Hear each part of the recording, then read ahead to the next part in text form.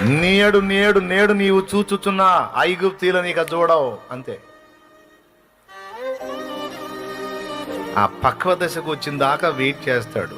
నీకు కాస్త ఉత్కంఠ ఉండొద్దు, కాస్త టెన్షన్ ఉండొద్దు, లేకపోతే లెక్కుంటా దేవుడు చేసే కార్యం నీకేముందిలే అనిపించదు.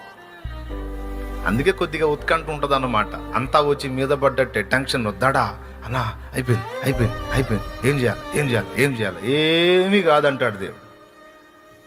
ఆయన అంటుంటాడు నీకు వినపడదులే, కొంచెం ఉత్కంఠగా ఉంటుంది. ఒక్కటి మాత్రం గుర్తుపెట్టుకో, ఆఖరి నిమిషంలోనైనా అద్భుతం చేయగలడు ఆయన. భయపడాల్సిన అవసరం లేదు. ఎందుకంటే ప్రతి ఆలస్యం ఒక అద్భుతాన్ని నీకు చూపిస్తుంది నమ్మితే. ప్రతి ఆలస్యం ఒక అద్భుతాన్ని చూపిస్తుంది నువ్వు నమ్మితే, విశ్వాసివై ఉంటే.